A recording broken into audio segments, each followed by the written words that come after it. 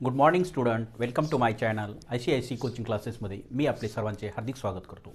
विद्यार्थी मित्रांनो, मी आपणास शिकवत आहे इयत्ता 8वीचे गणित आणि त्यामध्ये पृष्ठफळ व घनफळ हे प्रकरण आपलं 16वं प्रकरण चालू आहे. त्यातील सराव संच 16.2 यामधलं आपण पहिलं उदाहरण बघितलं होतं आणि त्या पहिल्या उदाहरणातले 5 उपप्रश्नही बघितलेले होते. आता आपण याच्या पुढे राहिलेले 2, 3 आणि 4 हे उदाहरणं बघणार आहोत. तर त्यातील हे तिसरं उदाहरण आहे बघा. दोन्ही बाजूनी बंद असलेल्या 50 सेमी व्यास व 45 सेमी उंचीच्या पिपाचे एकूण पृष्ठफळ काढा.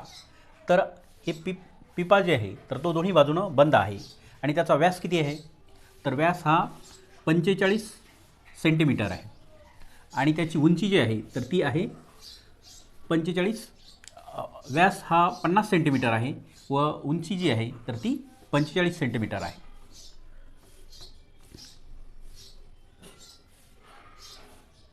असा हे पीप आहे, ही दोन्ही बाजूनं बंद आहे आणि याचा जो व्यास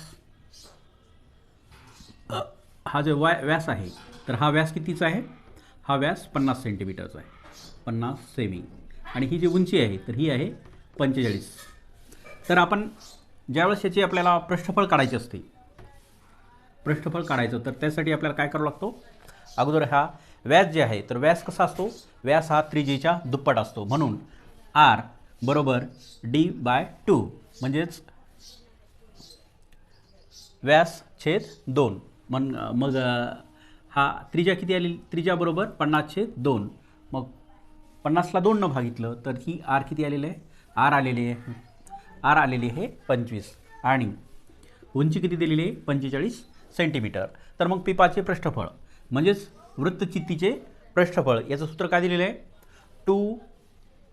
2 पाया R कंसामध्ये H अधिक R या सूत्रामध्ये आपल्याला ह्या सर्व किमती ठेवायच्यात आणि पायची किंमत आपल्याला त्यांनी इथं दिलेली आहे की पाय म्हणून किती वापरा तुम्ही?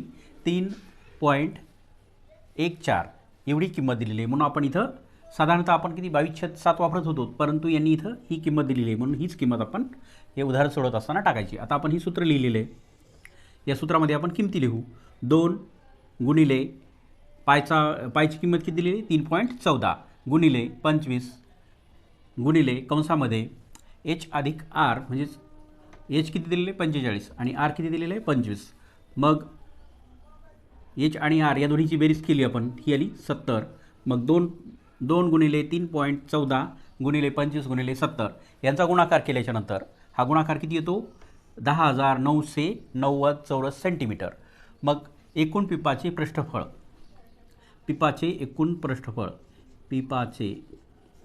एकूण पृष्ठफळ बरोबर 10,990 चौरस सेंटीमीटर एवढं आलेलं आहे. आता आपण तिसरं उदाहरण बघूया. तर हे तिसरं उदाहरण जे आहे, एका वृत्तचित्तीचे पृष्ठफळ 660 चौरस सेंटीमीटर व उंची 21 सेंटीमीटर आहे. तर तिची त्रिज्या व तळाचे क्षेत्रफळ काढा असा प्रश्न विचारलेला आहे आपल्याला. आपल्या तळाचे क्षेत्रफळ काढायचं आणि दुसरं म्हणजे तिची जी त्रिज्या आहे तर ही त्रिज्या काढायची.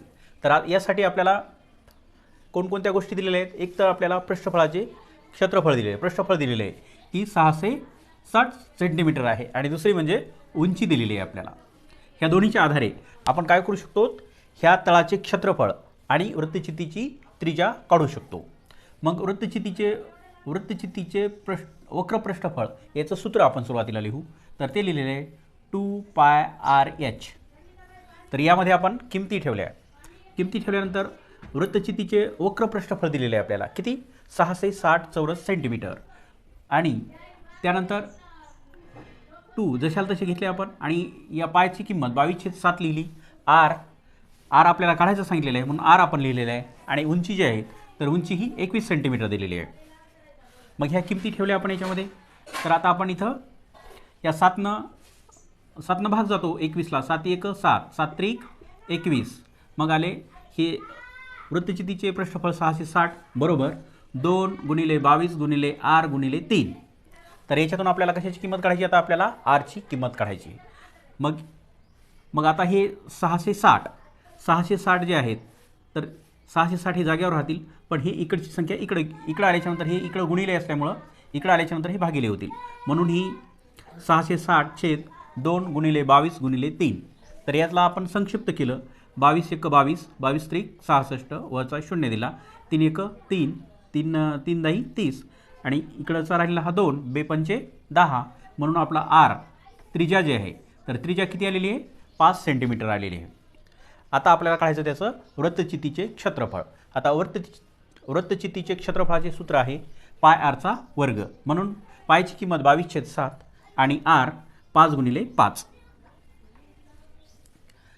मग आता इथं याला भाग जात नाही, म्हणून आपण काय करायचं, या वरच्या संख्येचा सर्व गुणाकार करून घ्यायचा आणि त्याला 7नं भागायचं. मग ह्या पद्धतीनं आपण याचा गुणाकार जे आहे तर हा गुणाकार आला 550. मग 550 भागिले 7 हा भागाकार केल्याच्यानंतर हा भागाकार किती आला, 78.87. म्हणून तळाचे क्षेत्रफळ बरोबर 78.57 चौरस सेंटीमीटर आणि वृत्तचित्तीची त्रिज्या जी आहे तर ती आलेली आहे 5 सेंटीमीटर. अशा पद्धतीनं आपण ह्या तिसऱ्या गणिताचं उत्तर काढलेलं आहे. आता आपण चौथं उदाहरण बघूया. तर चौथं उदाहरण आहे, एका वृत्तचित्ती आकाराच्या पत्र्याच्या डब्याचा व्यास हा 28 सेंटीमीटर आहे, त्याची उंची 20 सेंटीमीटर आहे, तो एका बाजूने उघडा आहे, तर त्यासाठी लागणाऱ्या पत्र्याचे क्षेत्रफळ काढा व त्या डब्यास 2 सेमी उंचीचे झाकण तयार करण्यासाठी अंदाजे किती चौरस सेंटीमीटर पत्रा लागेल याचे ते काढा. तर आता आपल्याला कोणकोणत्या बाबी दिलेल्या आहेत त्यांनी. हा जो डबा आहे तर त्या डब्याचा व्यास किती आहे, 28 सेंटीमीटर.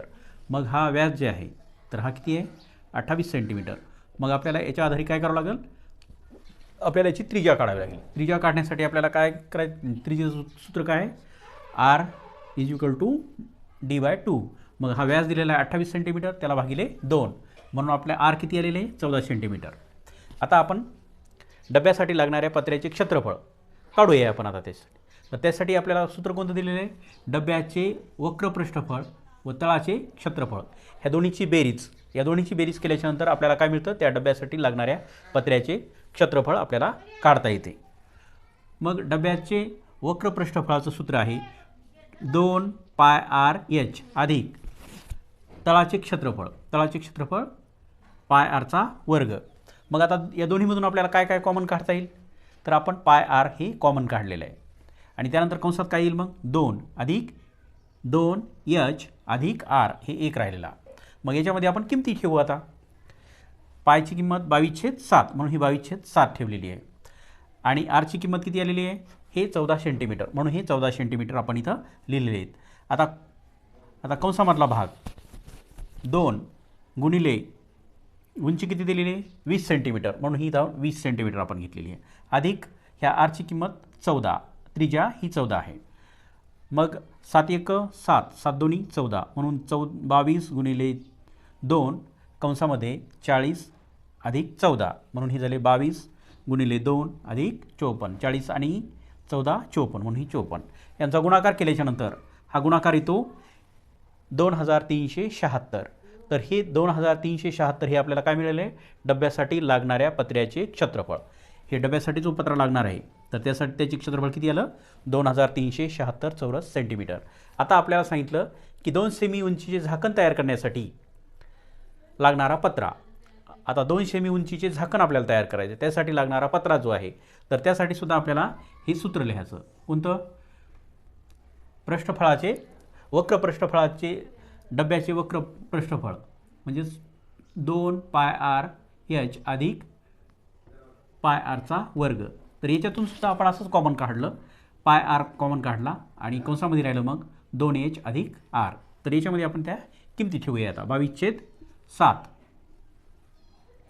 पायची किंमत, आरची किंमत 14 आलेली आहे आणि 2 गुणिले h किती दिलेला आहे, हे 2 सेंटीमीटर उंचीचा आहे तो, आणि आर त्याचा किती आहे, आर हा 14 आहे, म्हणून हे 7 × 7, 7 × 2 = 14, मग 22 गुणिले 2 गुणिले 18. तर याचा गुणाकार केल्याच्यानंतर 792 चौरस सेंटीमीटर आलेला आहे. म्हणून 2 सेमी उंचीचे झाकण तयार करण्यासाठी लागणारा पत्रा हा किती आहे?